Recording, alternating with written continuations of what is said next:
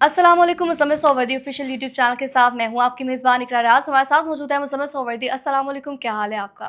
वालेकुम सलाम। बिल्कुल ठीक। आप सुनाएं, कैसी तबीयत है आपकी? मैं ठीक, 2 अल्लाह दिन पाक के का बाद शुक्र। आई हैं आप मैं आज। ठीक, अल्लाह पाक का शुक्र है सर। आई एम श्योर कि हमारे नाज़रीन भी खैर-ओ-आफ़ियत से होंगे। आई विल मेक श्योर कि मैं अब रेगुलर हूँ। तो मुज़म्मिल साहब, व्लॉग का आगाज़ करेंगे। इससे पहले आपसे जानना चाहूँगी, बोर्ड ऑफ पीस में पाकिस्तान ने फ़ौज भेजने का ऐलान क्यों नहीं किया? क्या वजूहात है? देखें, ये बड़ा सवाल है हुँ, कि हम बोर्ड ऑफ पीस में मौजूद हैं।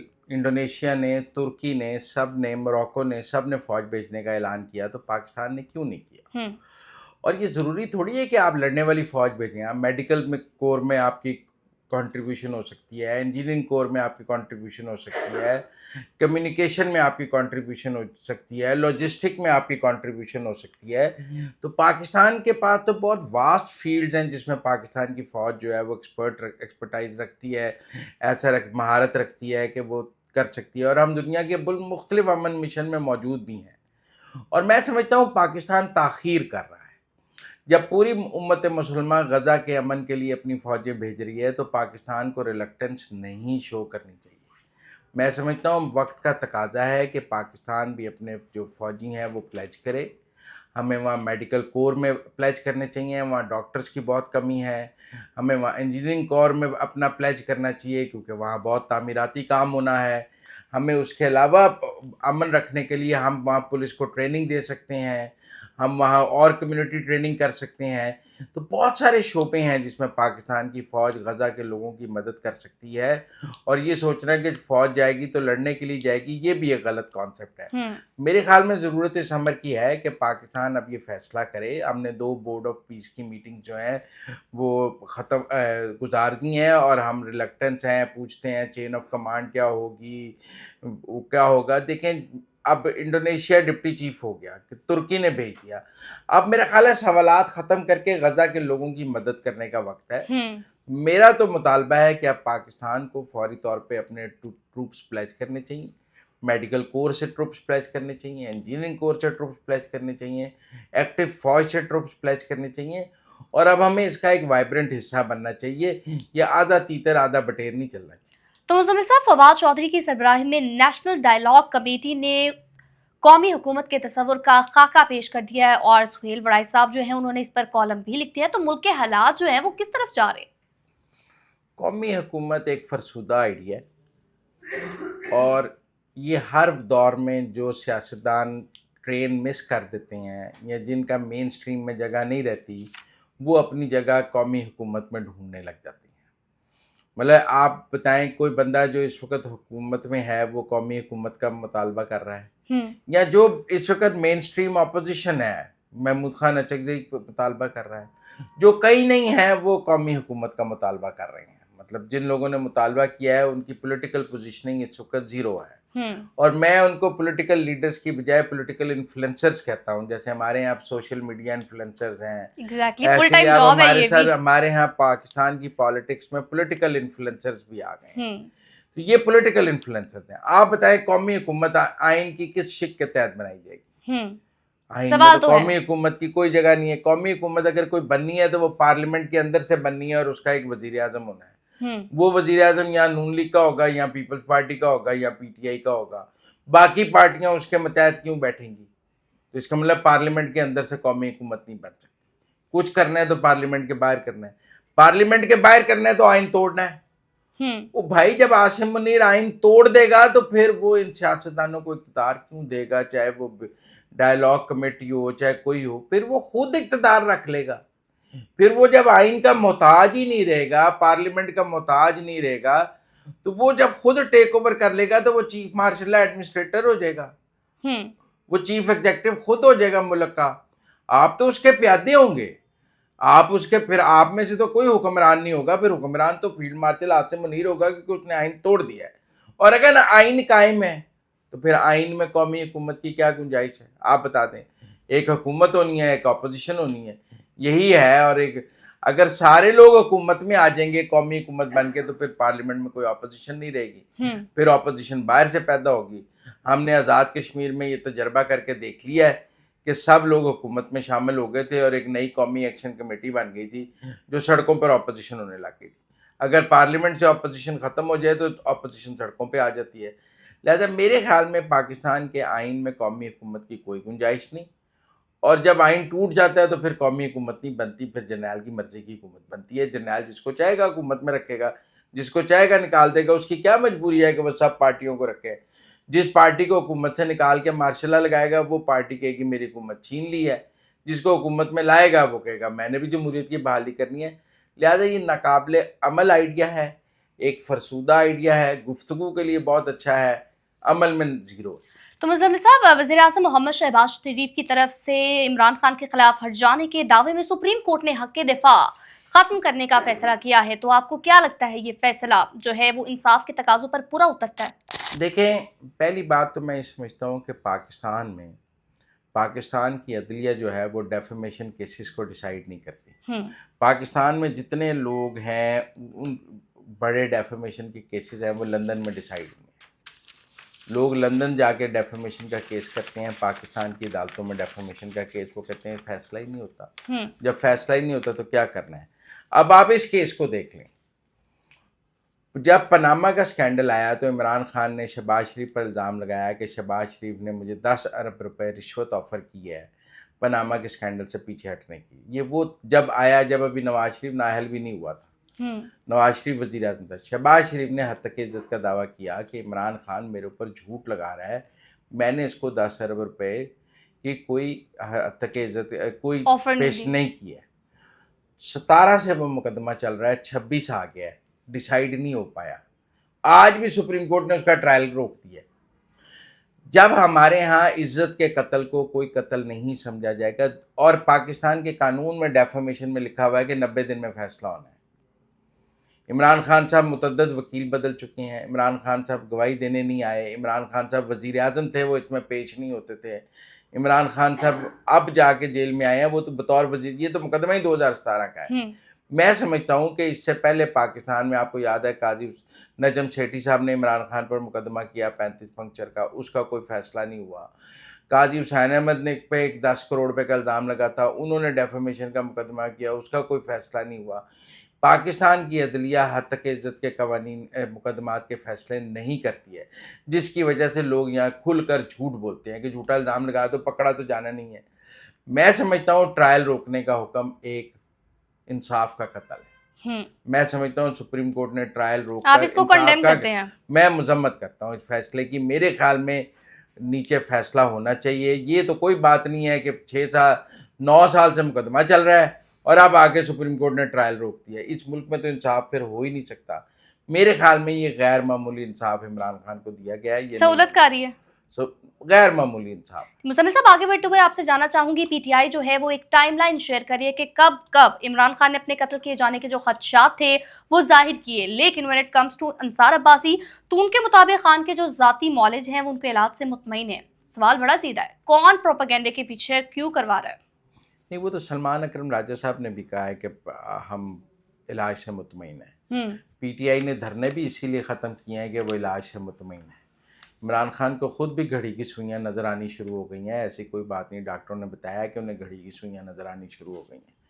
یہ جو ٹائم لائن ہے نا کہ مجھے قتل کر دیا جائے، قتل کر دیں گے، 10 ستمبر 2024 کو انہوں نے سب سے پہلے کہا کہ مجھے مرسی کے طور پہ قتل کر دیا جائے گا. پھر اکتوبر 2025 میں، پھر جنوری 2026 میں، پھر اکتوبر 2025 مختلف مواقع پہ عمران خان نے یہ خدشے کا، آپ کو یاد ہے وہ بالٹی پہن کر عدالتوں میں پیش ہوتے تھے. ان کے اوپر موت کا اتنا خوف تھا کہ وہ بالٹی پہن کر عدالتوں میں پیش ہوتے تھے.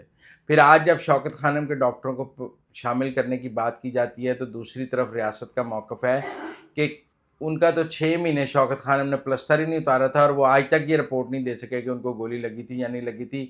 وزیر آباد والے سارے ڈرامے کو شوکت خانم نے کور دیا. وہ پلستر لگا ہوا ویل چیئر پہ عدالت میں آئے تھے اور چل کر رینجرز کے ساتھ گئے بھاگ کر، اور اگلے دن جب سپریم کورٹ نے بلایا تو بھاگتے ہوئے آ گئے. تو ایک شوکت خانم ان کو کور بھی دیتا ہے. میرے خیال میں یہ ایک پولیٹیکل پروپیگنڈا ہے. کوئی ان کو کیوں قتل کرے گا؟ میں نہیں سمجھتا کہ آج عمران خان کو کوئی قتل کرنے کی ضرورت ہے. قتل تو یہاں مجیب کو بھی نہیں کیا گیا تھا.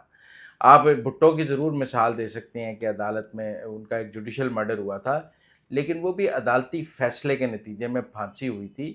کسی نے ان کا مرڈر نہیں کیا تھا کہ آپ کہیں کہ رات کو آئی ایس آئی آ کے مار گئی تھی. مجھے نہیں لگتا کہ یہ ایک پروپیگنڈا ضرور ہے. جیسے اس سے پہلے آپ کو یاد ہے جب ملاقاتیں بند ہوئی تھیں انہوں نے کہا تھا عمران خان کو قتل کر دیا گیا ہے, اس کی لاش ٹھکانے لگا دی گئی ہے. مختلف موقع پر پی ٹی آئی مختلف پروپیگنڈے کرتی رہتی ہے اور ٹولز کو استعمال کرتی ہے. آج کل یہ ٹائم لائن والا ٹول استعمال کر رہے ہیں. آپ کو پتہ ہے کل علیمہ خان نے کہا کہ میں ڈیل پیش کرتی ہوں کہ آئندہ عاصم منیر کا نام نہیں لوں گی تو ملاقات کرا دیں. یہ کہنا بھی خود عاصم منیر کا نام لینے والی بات تھی نا. میں آپ کو ایک بات بتاؤں, تو آپ یہ اسٹیبلش کر رہے ہیں کہ ہم عاصم منیر کا نام لیتے ہیں. میں نے کہا یہ ڈیل کی پیشکش نہیں ہے, یہ الزام لگانے کی کوشش ہے. تو ٹیکنیکل بات یہ ہے کہ پی ٹی آئی جو ہے اب اس کو نظر آیا ہے کہ گیم اس کے ہاتھ سے نکل گئی ہے, دھرنے ختم ہو گئے ہیں, وہ ایک لوزر کے طور پر سامنے آئی ہے, شکست ہو گئی ہے. آنکھ کالے والے معاملے پہ حکومت ہاسپٹل بھی نہیں لے کے گئی, بیانیہ ایک حکومت نے دفعہ دم مرضی توڑ کا دیا ہے. میڈیکل بورڈ بنایا ہے, حکومت نے علاج اپنی مرضی سے کرایا اور تحریک انصاف کو شکست ہو گئی ہے. اس شکست کو کور اپ کرنے کے لیے اب ایسے پمفلٹس بنائے جا رہے ہیں. مزمل صاحب, لاہور کوٹ لکھپت جیل میں قید پی ٹی آئی کے رہنماؤں نے ایک بیان جاری کیا ہے. انہوں نے احتجاجی تحریک مؤخر کرنے کا مطالبہ کیا ہے. وجہ کیا بنی ہے اس کے پیچھے؟ وہ لوگ پہلے بھی مفاہمت کی بات کر رہے ہیں. ہاں جی. جو کوٹ لکھپت جیل کے قیدی ہیں, ایک تو وہ لاوارث قیدی ہیں, کوئی انہیں ملنے نہیں آتا, کوئی ان سے بات نہیں کرتا, لہذا بیچارے خط لکھ دیتے ہیں. آپ کو پتہ ہے ایک دفعہ فواد چودھری شاہ محمود کو ملنے چلے گئے تھے تو پھر اگلے دن سلمان اکرم راجہ گئے تھے. ادروائز کوئی ان کو کوٹ لکھپت کے قیدیوں کو ملنے نہیں جاتا ہے. وہ بیچارے کبھی کبھی یہ بتانے کے لیے کہ ہم زندہ ہیں, ہم بھی زندہ ہیں, خط لکھتے ہیں کوٹ لکھپت سے. اور یہ پہلا خط نہیں ہے. اور وہ جب بھی خط لکھتے ہیں وہ ڈائلاگ کی بات کرتے ہیں, وہ جب بھی خط لکھتے ہیں وہ مفاہمت کی بات کرتے ہیں. وہ ہاتھ جوڑ کے کوٹ لکھپت تو کہتے ہیں اللہ دے واسطے صلح کرو, کو حالات نو ٹھیک کرو. لیکن عمران خان یا علیمہ خان ان کوٹ لکھپت کے قیدیوں کی بات نہیں مانتی اور نہ ہی ان کی بات سننے کے لیے تیار ہے. علیمہ خان لاہور ہوتی ہیں لیکن وہ کبھی کوٹ لکھپت کے قیدیوں کو ملنے نہیں گئی ہیں. وہ عمران خان کے بار تو شو لگانے جاتی ہیں لیکن ان کو ملنے کبھی نہیں جاتی ہیں. میرا ذاتی طور پہ خیال ہے کہ ان بیچارے لاوارث قیدیوں کی پی ٹی آئی میں اب کوئی جگہ نہیں ہے. نہ ان کا کوئی سنتا ہے, نہ ان کا کوئی والی وارث ہے. انہوں نے اپنی طرف سے آصف زرداری کے عمران خان کے بیانات کی بھی مذمت کی ہے. وہ شاہ محمود نے کرائی ہوگی کیونکہ شاہ محمود قریشی کی پیپلز پارٹی سے ایک اپنی عداوت ہے اور وہ پیپلز پارٹی کے خلاف آپ کو پتہ ہے اینٹی پیپل پارٹی سیاست کرتے رہتے ہیں. وہ انہوں نے کیا ہے, انہوں نے کہا ہے کہ کور کمیٹی اتفاق رائے سے فیصلے کرے. آپ بتائیں یہ core committee P T I کی اتفاق رائے سے فیصلہ کر سکتی ہے؟ وہاں تو کوئی کسی کی شکل دیکھنے کو تیار نہیں ہے. وہ کہتے ہیں تحریک انصاف کے ہر سطح کے عہدیدار کو نئے سرے سے تنظیم کو منظم کریں. نئے سرے سے تنظیم کیا ہے؟ وہ رہائی فورس الگ بنا رہے ہیں, یوتھ ونگ اس کی نہیں مانتا, آئی ایس ایف اس کی نہیں مانتا. یہاں تو ڈیڑھ اینٹ کی مساجد بنی ہوئی ہیں. ان بیچاروں کو کوٹ لکھپت کیا پتا کہ باہر کتنی لڑائی ہو رہی ہے, باہر جوتیوں میں دال بٹ رہی ہے. بہرحال یہ بیچارے جو ہیں شاہ محمود قریشی, یاسمین راشد, اعجاز چودھری, محمود الرشید اور عمر سرفراز, آپ کو ان کا مستقبل کیا نظر آتا ہے؟ یہ ہمیشہ یہ خط لکھ کر یہ احساس دلاتے ہیں تحریک انصاف والوں کو کہ ہم زندہ ہیں, ہماری بھی فکر کرو. ٹھیک ہو گیا. مزمل صاحب, صاحبزادہ حامد رضا کو گرفتار ہوئے 4 ماہ گزر گئے ہیں اور آج ان کے ایکس اکاؤنٹ سے ان کے بیٹے نے بنیادی سہولیات کی فراہمی کے لیے ٹویٹ بھی کیا ہے. آخر وہ زبردست ٹویٹ ہے. وہ ٹویٹ آپ دیکھیں تو اس نے کہا کہ کسی کا ملاقات کا فوٹو آپ کے پاس موجود ہو تو ضرور شیئر کیجئے. وہ کہتے ہیں 111 دن ہو گئے ہیں صاحبزادہ حامد رضا کو گرفتار ہوئے, ایک بندہ پی ٹی آئی کا انہیں ملنے نہیں گیا. آواز کیوں نہیں اٹھاتے یہ؟ ایک بندہ ملاقات کے لیے فیصل آباد کی جیل میں صاحبزادہ حامد رضا سے ملنے نہیں گیا. فیصل آباد کا الیکشن سارا پی ٹی آئی نے جیتا ہوا ہے. جو فیصل آباد کے ایم این اے ہیں وہ بھی صاحبزادہ حامد رضا کو ملنے جیل نہیں جاتے, اور جو باقی لوگ ہیں وہ بھی ملنے جیل نہیں جاتے. تو ان کے بیٹے نے ایک بے بسی کا رونا رویا ہے کہ صاحبزادہ حامد رضا کو جس کے وہ کیا کہتے ہیں کہ جس کے لیے مر گئے اس کو فکر بھی نہ ہوئی. ان کا موقف ہے کہ صاحبزادہ حامد رضا پی ٹی آئی کے لیے انہوں نے پہلے اپنی پارٹی سنی اطاعت کونسل دی, پھر اس کے بعد وہ جیل چلے گئے ہیں اور اب جیل میں ان کو 111 دن ہو گئے ہیں, کوئی ان کو ملاقات کرنے نہیں آیا اور کوئی ان کی خبر نہیں لیتا, کسی نے ان کا بیان نہیں جاری کیا, کوئی فیصل آباد جیل کے باہر نہیں آتا. تو یہ وہی حالت ہے جو کوٹ لکھپت جیل کے قیدیوں کی ہے, یہ وہی حالت ہے جو صنم جاوید کی ہے, یہ سب قیدیوں کا یہ حال ہے. پی ٹی آئی اپنے سیاسی اسیران کا کوئی پتہ پتہ نہیں رکھتی, بس عمران خان کے بعد نمبر بنانے ضرور لوگ پہنچتے ہیں, ادروائز کسی کا کوئی خیال نہیں ہے. मुज़म्मिल साहब, केपी हुकूमत ने रमज़ान पैकेज का ऐलान तो किया, लेकिन जो मुस्तहिकीन हैं उनका डाटा अब रमज़ान शुरू होने के बाद इकट्ठा किया जा रहा है। आपको क्या लगता है ये डाटा कब तक मुकम्मल कर लिया जाएगा? क्या रमज़ान के हालांकि बाद? अगले रमज़ान तक ये डाटा मुकम्मल हो जाएगा। अच्छा। हैरानगी की बात है, रमज़ान से पहले डाटा इकट्ठा होता है।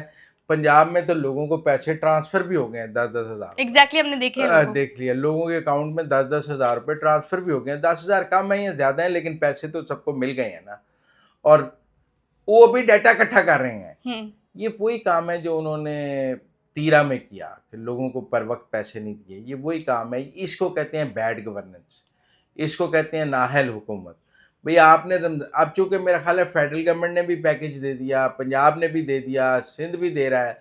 उन्हें नज़र आया हमने तो कुछ नहीं किया, उन्होंने कहा हमारे पास तो डाटा ही नहीं है। उन्होंने कहा चलो डाटा तो इकट्ठा कर लेते हैं। ये डाटा तो रमज़ान तक इकट्ठा नहीं होना, ये एवं ही आई वॉश है। ये पीटीआई की गवर्नमेंट की नाअहली का मुँह बोलता सबूत है। इससे ज़्यादा मैं इस पर तबसरा नहीं करना। चले एक और सवाल करूंगी, इसी से रिलेटेड है, केपी से रिलेटेड, कि वजीरिस्तान के आला वजीर ने सीएम पंजाब से दानिश स्कूल में दाखिला लेने के लिए दरख्वास्त की है। तो क्या केपी में कोई भी जो स्कूल है वो इस काबिल नहीं है कि वहां पर जो इलाके की बच्चियों को तालीम दी जा सके जिस तरह दानिश स्कूल में दी जाती है? नहीं, मेरे ख़्याल में दानिश स्कूल टाइप की कोई चीज़ केपी में नहीं है। देखें, दानिश स्कूल जो है वो महरूम बच्चों के लिए एचएसएन लेवल की पढ़ाई देने का हुकूमत के ख़र्चे पे एक स्कूल है, जहाँ बोर्डिंग लॉजिंग भी हुकूमत देती है, खाना भी हुकूमत देती है, पढ़ाती भी हुकूमत है। ये हमारे यहाँ मदरसों में तो बच्चे ऐसे जाते हैं कि खाना भी मदरसा देता है, पढ़ाता भी मदरसा है, रखता भी मदरसा है। स्कूल जो है वो दानिश स्कूल गवर्नमेंट ने बनाए, शहबाज शरीफ का प्रोजेक्ट था। टेक्निकली आइना वज़ीर ये कह रही है कि मेरे घर वाले तो मुझे पढ़ाने के काबिल नहीं हैं, तो हुकूमत को मेरी पढ़ाई का, मेरे रहने का, मेरे खाने का, मेरी परवरिश का बंदोबस्त करे। तो दानिश के लेवल का कोई प्रोजेक्ट केपी में, सिंध में, बलूचिस्तान में नहीं है। अब प्राइम मिनिस्टर ने कोई आज़ाद कश्मीर में दानिश स्कूल बनाने का ऐलान किया है। बहरहाल मैं समझता हूँ कि दानिश स्कूल जैसे प्रोजेक्ट हर सूबे में होने चाहिए। हमें जो वो बच्चे जो जिनके वालिदैन उनकी पढ़ाई अफोर्ड नहीं कर सकते, जो लावारिस हैं, यतीम हैं, या जिनके माँ बाप नहीं अफोर्ड कर सकते, उन बच्चों की बेहतर परवरिश के लिए ऐसे स्कूल बनाने चाहिए। मैं इस तरह के स्कूलों के प्रोजेक्ट के हक़ में हूँ। तो नाज़रीन, अब तक के लिए इतना ही। आप देखते रहिए Muzammil Suhrawardy official YouTube channel. Like share subscribe जरूर कीजिएगा और हाँ, फीडबैक से भी आगाह कीजिएगा।